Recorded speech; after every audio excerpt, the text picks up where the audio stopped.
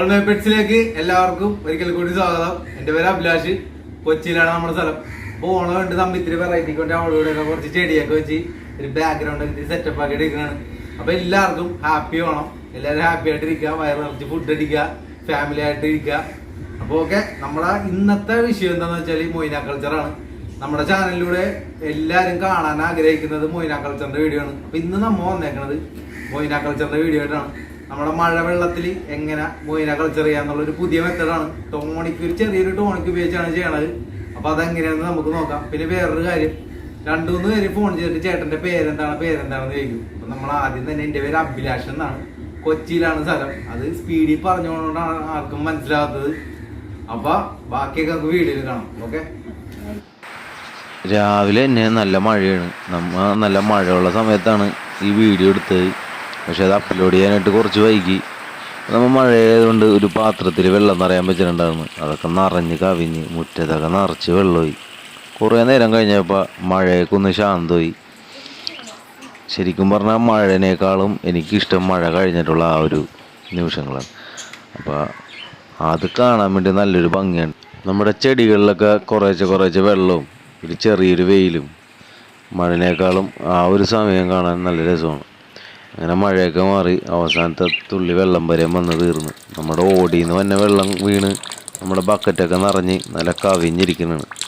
അപ്പോൾ നമുക്ക് നമ്മുടെ പണിയിലേക്ക് പോവാം, മൊയ്ന കൾച്ചറിലേക്ക് പോവാം. ഈ കാണുന്ന പാത്രത്തിലാണ് നമ്മൾ മൊയ്ന കൾച്ചർ ചെയ്യണത്. അപ്പോൾ ഈ ഒരു 3 പാത്രത്തിലാണ് നമ്മൾ ചെയ്യണത്. നമുക്ക് ആദ്യം തന്നെ അതിലേക്ക് വെള്ളം ഒഴിക്കാം. നമ്മുടെ 3 പാത്രത്തിൽ മഴവെള്ളം ഉണ്ടായി ഒഴിച്ചേക്കണത്. മഴവെള്ളം നിറച്ച് നല്ല സെറ്റായിട്ടുണ്ട്. അപ്പോൾ ഈ ഒരു ഭാഗത്തായിട്ടാണ് നമ്മളിത് കൾച്ചർ ചെയ്യാൻ വേണ്ടി വെക്കണത്. അപ്പോൾ അത് അവിടെ കൾച്ചർ ചെയ്യാൻ വെച്ചിട്ടുണ്ട്. അടുത്ത നമ്മുടെ പരിപാടി നമ്മുടെ ടോണിക്ക്. ഈ കണ്ണാണ് നമ്മുടെ ടോണിക്ക്. അപ്പോൾ ഇത് എങ്ങനെയാണ് ഉണ്ടാക്കണതെന്ന് നമ്മൾ വഴിയെ കാണിച്ചു തരാം. അപ്പോൾ ആദ്യം തന്നെ ഇതിൻ്റെ മേളിലെ പാട നമുക്കൊന്ന് നൈസായിട്ട് അരിച്ചു കളയാം. പാടയൊക്കെ എടുത്ത് കളഞ്ഞ് നല്ല വൃത്തിയാക്കിയിട്ടുണ്ട്. ഇപ്പോൾ നമ്മൾ പാടെടുത്ത് കളയുമ്പോൾ കണ്ടാതെ കറക്റ്റ് നല്ല കട്ടൻ കാപ്പി പോലെ ഇരിക്കും. നല്ല എന്താ പറയുക, കടുപ്പുള്ള കാപ്പി പോലെ ഇരിക്കും. അപ്പോൾ ഇത് നമ്മളിപ്പോൾ ഒരു പാത്രത്തിലെടുത്ത് കാണിക്കണതാണ്, വെറുതെ അതിൻ്റെ കളറൊന്ന് കാണാൻ വേണ്ടി. ഏകദേശം ഈ ഒരു കളറായിട്ട് നിൽക്കും. അപ്പോൾ നമുക്ക് ഫസ്റ്റ് തന്നെ ഈ ഔഷധം കൊടുത്തിട്ട് നമ്മൾ കൾച്ചർ ചെയ്യാൻ വെച്ചേക്കണ ആ ഒരു പാത്രത്തിലേക്ക് നമുക്ക് ഒഴിച്ചു കൊടുക്കാം. നമുക്കിത് എന്തോരം വേണമെങ്കിലും ഒഴിച്ചു കൊടുക്കാം. അങ്ങനെ കണക്കും കാര്യങ്ങളൊന്നുമില്ല. നമുക്ക് ആവശ്യമായിട്ടുള്ളത് നമുക്ക് ഒഴിച്ചു കൊടുക്കാം. ഇപ്പം ഞാനിവിടെ ഏകദേശം ഈ ഒരു അളവിൽ തന്നെയാണ് ഒഴിക്കുന്നത്. അത് 2 പ്രാവശ്യമായിട്ട് ഒഴിക്കുന്നുണ്ട്. ഇതിൽ തിക്കായിട്ടിരുന്നോട്ടെ എന്ന് ഓർത്ത്. എന്നാലും നമുക്ക് നല്ല രീതിയിൽ തന്നെ കൾച്ചർ ഉണ്ടാവും. അപ്പോൾ ഈ ടോണിക്ക് എങ്ങനെയാണ് ഉണ്ടാക്കണതെന്ന് നമ്മൾ കാണിച്ചു തരുന്നതായിരിക്കോട്ടെ.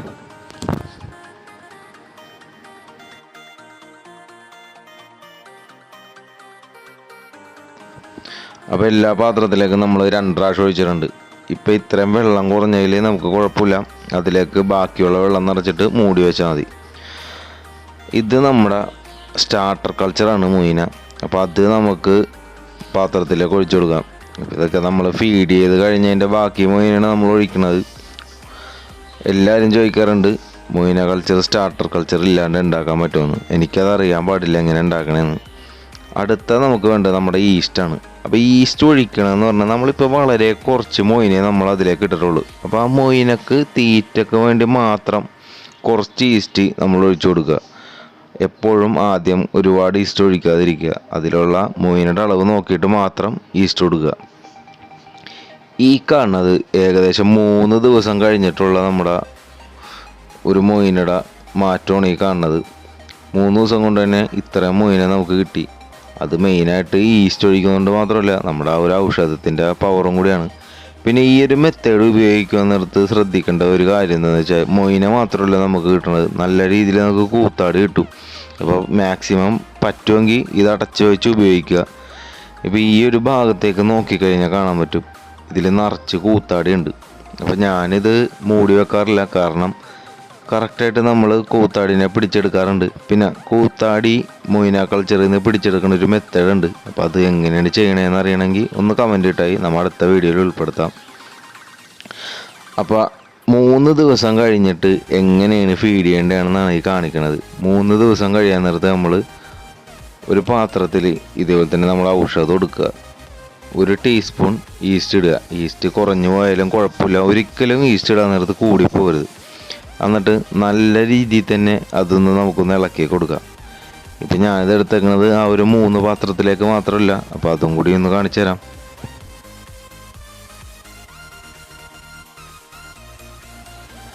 അപ്പോൾ നമ്മൾ ഈസ്റ്റൊക്കെ കലക്കിയതേ ആ വെള്ളത്തിൻ്റെ കളറ് ഈ ഒരു പരുവായിട്ടുണ്ട്. അപ്പോഴേക്കും നമുക്ക് ഒഴിച്ചു കൊടുക്കാം. ഇതിപ്പോൾ 3-ാമത്തെ ദിവസമാണ്, അതിൽ അത്യാവശ്യം മൊയിനുണ്ട്. അതുകൊണ്ട് മാത്രം നമ്മൾ കുറച്ചധികം വെള്ളം ഇതിലേക്ക് ഒഴിച്ചു കൊടുക്കുന്നുണ്ട്. ഈ ഒരു പരുവത്തിൽ മതി കേട്ടോ. കണ്ട 3 ദിവസം കൊണ്ട് തന്നെ നമുക്ക് അത്യാവശ്യം നല്ല രീതിയിൽ തന്നെ മൊയിന കിട്ടിയിട്ടുണ്ട്. അപ്പോൾ ഓവറായിട്ട് ഒഴിക്കരുത്, ഓവറായിട്ട് ഒഴിച്ചാൽ ക്രാഷായി പോവും. ഇപ്പോൾ ഒരു പാത്രത്തിൽ വെള്ളം നമ്മൾ എടുത്തിട്ട് ഇതേ ഇത്രയും ബാക്കിയുണ്ട്. ഇത് നമ്മുടെ ഡാഫ്നിയ കൾച്ചറാണ്, അതിലേക്കും കുറച്ച് ഒഴിച്ചു കൊടുക്കാം. പിന്നെ ഇപ്പുറത്ത് ഒരു മൊയിന കൾച്ചറിൻ്റെ ടാങ്ക് ഉണ്ട്, ഇത് സ്റ്റാർട്ട് ചെയ്തിട്ട് 3 ദിവസമായിട്ടുള്ളൂ. അപ്പോൾ ഇതിലേക്കും കുറച്ച് ഒഴിച്ചു കൊടുക്കാം. ഈ ഒരു ഔഷധം നമുക്ക് ഏത് മൊയിന കൾച്ചറിലേക്ക് വേണമെങ്കിലും ഒഴിച്ചു കൊടുക്കാം കേട്ടോ. നല്ല റിസൾട്ടാണ്, എപ്പോൾ വേണമെങ്കിലും ഒഴിച്ചു കൊടുക്കാം, കുഴപ്പമൊന്നുമില്ല. നമുക്ക് 5-ാമത്തെ ദിവസത്തെ ഒരു ഭാഗമാണ് കാണിക്കേണ്ടത്. പക്ഷേ നമുക്ക് അതിനു മുമ്പ് നല്ല മഴ വന്ന് നല്ല മുട്ടം പണിയാണ് കിട്ടിയത്. കാരണം നമ്മുടെ മൊയിന കൾച്ചറൊക്കെ നിറഞ്ഞ് കവിഞ്ഞ് പുറത്തേക്ക് പോയി. കണ്ട ഈ കാണുന്ന ഭാഗത്ത് കൂടി എല്ലാ മൊയിന കൾച്ചറും നമ്മുടെ കയ്യിൽ നിന്ന് പുറത്തേക്ക് പോയി. ഇതിപ്പോൾ കൊതുകിൻ്റെ കൂത്താടിയാണ് ഒഴുകി പുറത്തേക്ക് വന്ന് നിൽക്കുന്നതാണ്. പക്ഷെ എന്നാലും നമുക്ക് കുഴപ്പമില്ല, അത്യാവശ്യം നല്ല രീതിയിൽ തന്നെ നമുക്ക് മൊയിനെ കിട്ടിയിട്ടുണ്ട്. ഇപ്പോൾ ഈ പാത്രങ്ങളെല്ലാം നിറഞ്ഞ് കവിഞ്ഞ് പോയതാണ്, നമ്മൾ കുറേ വെള്ളമൊക്കെ എടുത്ത് കളഞ്ഞ്. എന്നാലും നമുക്ക് നല്ലോണം മൊയിനെ നഷ്ടപ്പെട്ടിട്ടുണ്ട്. ഇതിപ്പോൾ ഏകദേശം 8 ദിവസത്തെ ഒരു കാഴ്ചയാണ് കാണുന്നത്. നല്ല രീതിയിൽ മൊയിനുണ്ട്. അപ്പോൾ നമുക്ക് ഉമ്മാരൊന്ന് പിടിച്ച് നോക്കാം എന്തോരം മൊയിനുണ്ടെന്ന്. നമ്മുടെ RT മിനിറ്റാണ്. അപ്പോൾ ഇത് വെച്ചൊന്ന് വെറുതെ ഒന്ന് നമുക്ക് കോരി നോക്കാം എന്തോരം മൊയിനുണ്ടെന്ന്. ഒരുപാട് മൊയിനെ നമുക്ക് നഷ്ടമായി, എന്നാലും കുഴപ്പമില്ല, അത്യാവശ്യം നല്ല രീതിയിൽ തന്നെ മൊയിനെ നമുക്ക് ഇതിലുണ്ട്. അപ്പോൾ ഏകദേശം ഒരു 2 കോരേ നമുക്ക് കോരുള്ളൂ. അപ്പോഴത്തേക്കും കണ്ട നമുക്ക് ഇത്രത്തോളം മൊയിനെ കിട്ടി. നമുക്ക് എല്ലാ മൊയിനെയും കൂടി പിടിച്ച് ഒരു പാത്രത്തിലിട്ട് കാണിച്ചു തരാം. ഒറ്റക്കായതുകൊണ്ടാണ് കേട്ടോ, വീഡിയോ ഷൂട്ട് ചെയ്യാൻ പറ്റാത്തതുകൊണ്ടാണ് നമ്മളിങ്ങനെ പിടിച്ചിട്ട് കാണിക്കണത്. കണ്ട ഇത്രയും മൊയിനെ നമുക്ക് കിട്ടിയിട്ടുണ്ട്. ഈ ഒരു മൊയിനയുടെ പ്രത്യേകത എന്ന് വെച്ചിട്ടുണ്ടെങ്കിൽ ഈ ഒരു മൊയിനക്ക് സാധാരണ മൊയിനേക്കാളും സൈസ് കുറവായിരിക്കും. ഇതിപ്പോൾ നമ്മൾ അരിച്ചെടുക്കണതാണ് എന്തോരം മൊയിനുണ്ടെന്ന് കാണിക്കാൻ വേണ്ടി. ചെറുതായിട്ട് ഒഴിച്ചപ്പോൾ തന്നെ എത്ര മൊയിനെ നമുക്ക് കിട്ടി. അപ്പോൾ നമ്മൾ പറഞ്ഞു വന്നത് ഈ മൊയിനക്ക് താരതമ്യേന മറ്റുള്ള മൊയിനേക്കാളും സൈസ് കുറവായിരിക്കും. അപ്പോൾ നമുക്ക് കുഞ്ഞുങ്ങളെ ബീറ്റ ഫിഷിൻ്റെ കുഞ്ഞുങ്ങളെയൊക്കെ വളർത്തിയെടുക്കാൻ ഏറ്റവും നല്ല മെത്തേഡാണ്. കാരണം അവർക്ക് കഴിക്കാൻ പറ്റിയ സൈസ് ഈ മൊയിനൊക്കെ ഉണ്ടാവുള്ളൂ. അപ്പോൾ അതൊരു പ്ലസ് പോയിൻ്റാണ്. പിന്നെ വലിയ വലിയ മീനുകൾക്ക് കൊടുക്കണമെങ്കിൽ, അതായത് പൂർണ്ണ വളർച്ചയെത്തിയ മീനുകൾക്ക് കൊടുക്കണമെങ്കിൽ കുറച്ചധികം കൊടുക്കുക, അങ്ങനെയാണ് ചെയ്യേണ്ടത്. നമ്മളിതൊരു സ്റ്റീൽ പാത്രത്തിലേക്ക് മാറ്റി കാണിച്ചു തരാം മൊയിനയുടെ സൈസ് എന്തോരം ഉണ്ടെന്ന് കാണാൻ വേണ്ടി. ഇപ്പോൾ ഈ കാണുന്നത് തന്നെ ഒരുപാട് മൊയിനുണ്ട്, പക്ഷേ മൊയിനൊക്കെ സൈസ് കുറവായതുകൊണ്ടാണ് ഇപ്പം ഇങ്ങനെ നമുക്കൊന്നും ഇല്ലാത്ത പോലെ തോന്നണത്. ഞാനൊന്ന് സൂം ചെയ്ത് കാണിച്ചു തരാം.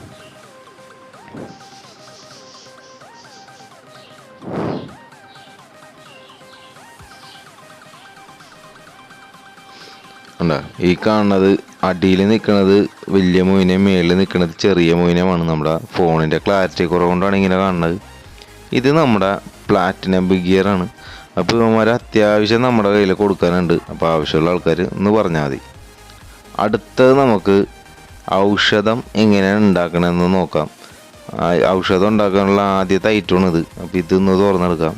ഇത് കണ്ടിട്ട് എന്തെങ്കിലും ആർക്കെങ്കിലും മനസ്സിലായെങ്കിൽ ഒന്ന് കമൻറ്റ് ചെയ്യുക. ഇതാണ് നമ്മുടെ കാടക്കാഷ്ടം.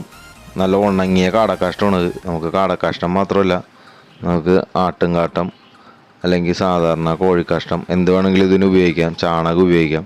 അപ്പോൾ ഈ ഒരു ഐറ്റം നമുക്ക് തന്നാൽ നമ്മുടെ ബിബിംബ്രോയാണ് കേട്ടോ. അപ്പോൾ അത് നമ്മളൊരു പ്ലാസ്റ്റിക് കവറിലേക്ക് ആക്കി മാറ്റിയിട്ടുണ്ട്. അപ്പോൾ നമ്മുടെ ബിബിംബ്രോ അറിയാമല്ലോ, നമുക്ക് ഇതിനു മുമ്പ് 2-3 ഐഡിയകളൊക്കെ തന്നിട്ടുള്ള ഒരാളാണ്.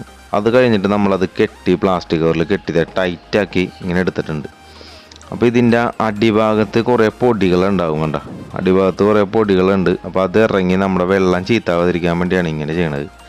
അതിനുശേഷം ഒരു മൂർച്ചയുള്ള എന്തെങ്കിലും എടുത്തിട്ട് ആ പ്ലാസ്റ്റിക് കവർ നല്ല രീതിയിൽ ഊട്ടിയിടുക. ഊട്ടുകയറിന് വേറല്ല, അതിൻ്റെ ഉള്ളിൽ നിന്ന് വെള്ളം കയറി പോകാൻ വേണ്ടിയാണ് നമ്മൾ ഊട്ടുകയറുന്നത്. മൊത്തം 2 സൈഡും നല്ല രീതിയിൽ ഊട്ടിയിടുക. ഇതേക്കും നമുക്ക് ഇതിൻ്റെ ആവശ്യം കഴിയുമ്പോൾ ഈ പ്ലാസ്റ്റിക് കവർ എടുത്ത് കളയുകയും ചെയ്യാം.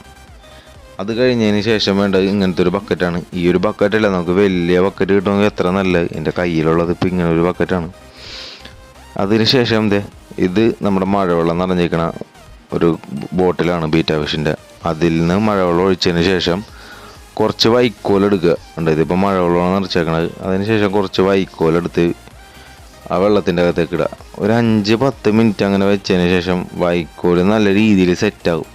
സെറ്റായി കഴിഞ്ഞിട്ട് നമുക്ക് നമ്മുടെ പണി എന്താണെന്ന് വെച്ചാൽ നമ്മൾ നേരത്തെ കെട്ടി വെച്ച കാടക്കാഷ്ടം അതിൻ്റെ ഉള്ളിലേക്ക് അങ്ങോട്ട് ഇട്ട് കൊടുക്കുക, ഒന്ന് പ്രസ് ചെയ്യുക.